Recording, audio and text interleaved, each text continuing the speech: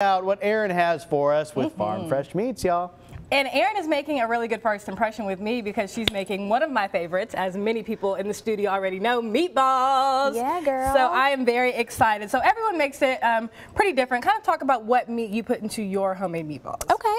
Well, the whole point of this is because I wanted to teach you guys something that you may not know about butcher shops and about farm fresh meats. So we do all different types of grinds of meat. So for instance, what I'm putting in my meatballs today is ground filet and our ground pork sausage that we make. Now you may think ground filet, that's like super pricey, why would you do that? That's what I'm thinking.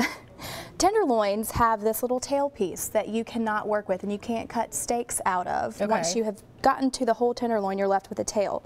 But we don't want that tail to go to waste, so we grind it, or we cut it up for like taco meat or stew meat, or you can use it in your spaghetti. I mean, the options are endless, and plus it's going to make a super tender and super flavorful meatball. Just wait and you see. That's all I need, super tender and super, did you see her hand motion? And super flavorful. Okay, so here we go. So that's what I'm about.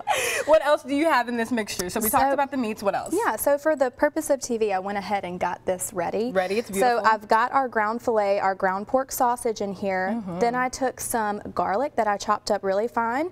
I also grated my onion because I don't like really big chunks of onion. I know in the a lot meatball. of people like that. Good So I idea. went ahead and grated that. I put some Parmesan cheese, 3 eggs, some chopped parsley, some breadcrumbs, and then just to make it a little more moist because I don't want it to dry out at all, I actually made a homemade chicken stock and I put a little bit of that in there over too. Here. Is that what this is? No, this is actually water. So this is a trick that I wanted to teach viewers at home and you guys. Whenever you're making meatballs, it tends to like get your hands really sticky. Very sticky, So if you have a bowl of water next to you, when you're grabbing your meat, it doesn't stick to your hands. Fun fact. Yes, Who knew? It keeps your meatballs moist as well.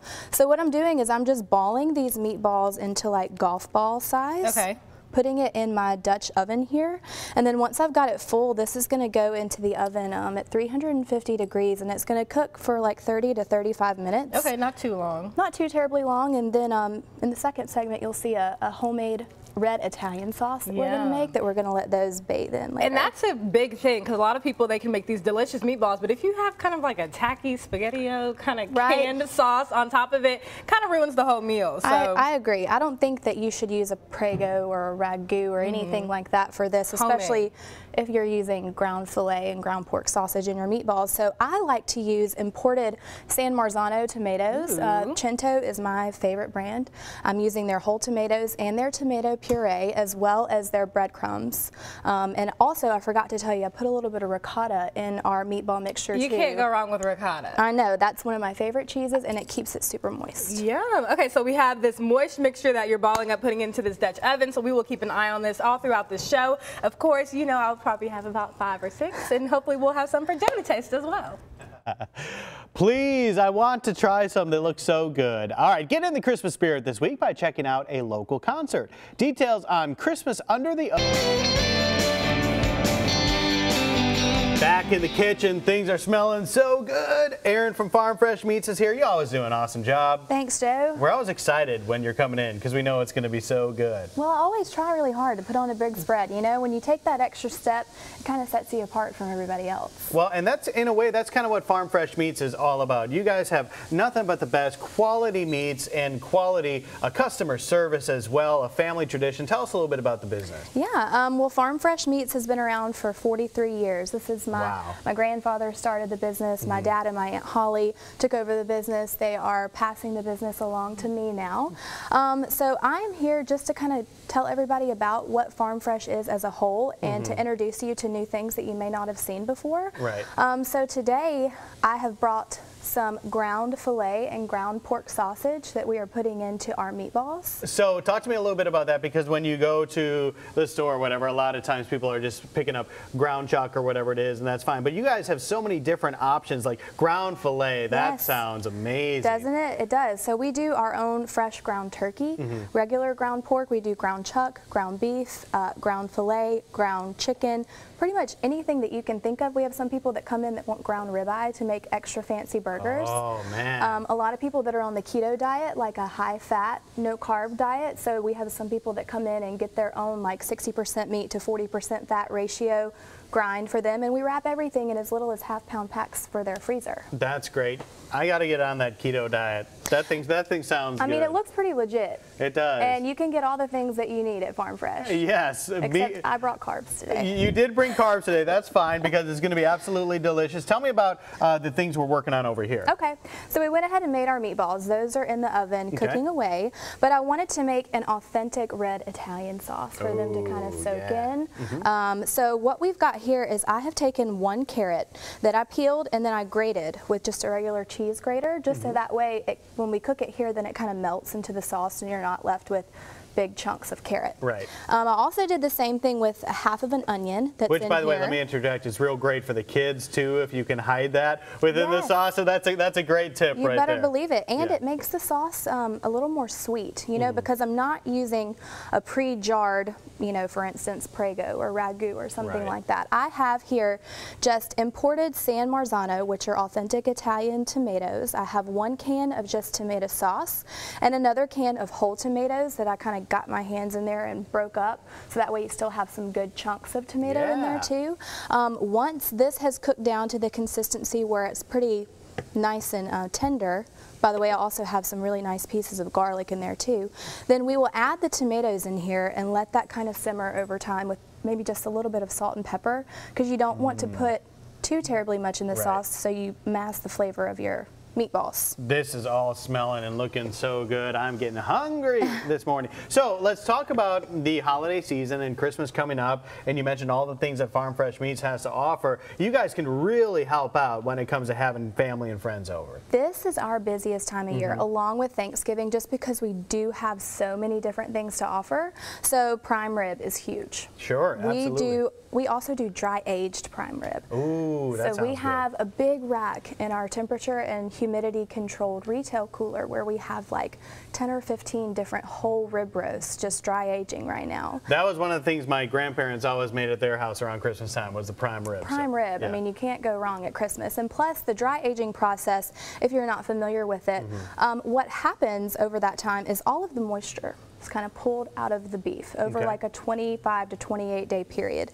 And in turn, you're just left with a super intense, beefy, and super, super tender rib roast. Not that there's anything wrong with a regular one, but dry age is insane. It just tastes so good, y'all. You got to try that out. Does. So you've got that going on. What are some of the other options they have for Christmas? Well, just like last month for Thanksgiving, we also have our brined and smoked hams and turkeys too. Oh, so good. So we're doing a limited amount of those because prime rib is something that is extremely popular during the Christmas holidays, but we'll have about 60 hams, about 40 smoked turkeys. So it's really good to go ahead and call ahead and place your order. We did sell out over Thanksgiving and had to break quite a few hearts, and I hated that, but we don't want to have any leftover. That's too bad, but it's great to hear that you sold out as well from a business standpoint. So let's talk about that for Christmas. So they call in, they place. When should they do that? Are you taking those now, or when should they start doing that? We are taking orders right now. I recommend to have your orders in within the next week to a week and a half. Now, you can always place an order for a prime rib.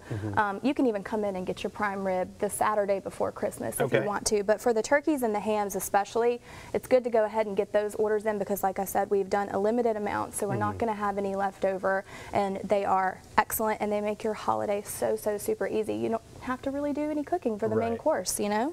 Man, this is all looking so good. Farm Fresh Meats, y'all. Once again, where's that location? It's we're located in Robertsdale, right on Highway 59 South. If you're familiar with the area, we're across the street from that really big brick Regions Bank right in the hub of Robertsdale. Great storefront display. You won't miss it if you're driving by, and if you're driving by, stop the car. Go inside and check it out. Farm Fresh Meats in Robertsdale. We're going to continue to work on this. We've got the meatballs in the oven. When we come back, we'll pull them back out and finish this all up. Thank you so much. Thanks, Joe. Guys? I like that Aaron admitted. Welcome back to Studio 10. We are back with Aaron from Farm Fresh Meats talking to us about all the things you can do regarding meatballs, which is, of course, one of my favorite dishes, and we have a lot of cheesy, gooey goodness going on right now. So talk to us about this setup that you have in front of us that we're looking at right now. I definitely have a lot going on. I thought I would have a little bit more space, but we're down to the last part. So we took our meatballs out of the oven. We added them to our tomato sauce. Now those are just kind of getting together and joining flavors and getting wonderful. Becoming best friends. So what I am doing next is we're getting ready to make our cheesy polenta part, which is the base that we're going to put the meatballs on top of. So in this pot right here, I have 4.5 cups, 2 cups of homemade chicken stock that I made from Farm Fresh Meats smoked chickens out of their carcasses, and then 2.5 cups of heavy whipping cream. I've also put a little bit of butter in here. Got it. So this should be coming to a simmer any minute, and if you would take this whisk for me, and this is a quick cooking polenta, so this is going to cook in literally like 1 or 2 minutes. Oh, so, okay, that's what I like to hear. I'm not a watch the pot type of cook, so this is good. So this is something that you want to continue stirring though while you're adding the polenta, or it could clump up on you, just like grits. And what polenta is polenta is the, I would say, Italian version of grits. Can't go wrong with that. It's made with yellow cornmeal instead of white cornmeal, which grits is made out of. And it can have a little more of a coarse texture, but it just adds to our authentic Christmas Italian meal that we're making here. Yum. So we're just going to add that in there, and you'll see like how fast it's already getting super thick together. So once it kind of gets a little bit more tight, then we're going to add some Parmesan cheese. This is what's going to make it the cheesy polenta. Yum. And I just took regular store-bought but really good Parmigiano Reggiano. There it goes. Yep. So I'm going to turn this down just a little bit so it doesn't boil over on us. But once it starts to pull away from the pan, then you know that the polenta is ready. Now I'm going to go ahead and add in the parm. And this is just going to make a beautiful base for our meatballs. So what do we have going on in this dish? Because I know you were talking about different ways that people can eat polenta or prepare it or plate it, or, you know. So many different ways. I mean, meatballs are super versatile. You can put them on anything. But what I have here is I had extra polenta. You can see that this makes a lot of polenta. So what I did is I just took a sheet pan and I pressed it flat in the sheet pan and I let it sit in the refrigerator overnight. And then I cut some little triangles out of it, and I'm just pan frying it to kind of give it a different texture and consistency. And so that's something that you could also use if you didn't want to use the creamy polenta here. Then you could also use the little triangles of polenta that I have as well. And I've seen kind of, I know you were talking, they're very similar to grits, and it's kind of like a grit cake. A lot of restaurants, they'll do like a fried grit cake. This is a little similar to that, I feel like. Okay. So we're ready to plate if you are ready. So what I'm going to do is I'm going to take a nice spoonful of this polenta here. Cheesy goodness. Cheesy, ooey gooey goodness. So much is going on, y'all. I feel like my stomach is craving everything on each corner of this stove. Okay. And look how fancy this is going to make you look too. And honestly, I mean, this is like so super easy. If you have just an hour or so to put this together, you can make lots of happy stomachs. So I'm just going to put 3 of our filet and ground pork meatballs over that. Fresh meats. And then I've got some fresh basil here that I'm going to roll up, and I'm going to do a little chiffonade. Fresh basil is also authentic Italian flavors and goes really well with red sauce, with meatballs, with things of that nature. So there's our beautiful basil. Just top it on top. And then I have a little block of Parmesan cheese here that we are going to You really whipped this up in a jiffy. I mean, it's not very hard, you know, and so many people are intimidated of stuff like this. But if you have the quality ingredients and you have a little bit of time, it's super simple. Super, super simple. And then you're going to see, since this is your favorite, how tasty it is. And we were talking, you know, obviously meatballs is a tradition, at least whether it's spaghetti meatballs or whatever, but there's so many different ways that you can prepare this. So I see a hoagie roll over here. We have this dish that you just prepared. So you can endless put this opportunities. Over anything. You can eat it by itself. Like I said, like you said, you have the sub roll over here. We're going to make a meatball sub for everybody to have later. You can put it over pasta, over orzo. So much. I mean, there's so many different things that you can do with meatballs. So many different ways. Well, we love it. Of course, next up is the taste test, but you can see how beautiful this turned out, and it's a super easy dish. Of course, we will post that on our website, fox10tv.com, so you can go ahead and make this for your family, loved ones, everyone during the holidays. Don't go anywhere. Studio 10 is coming right back in just a few minutes.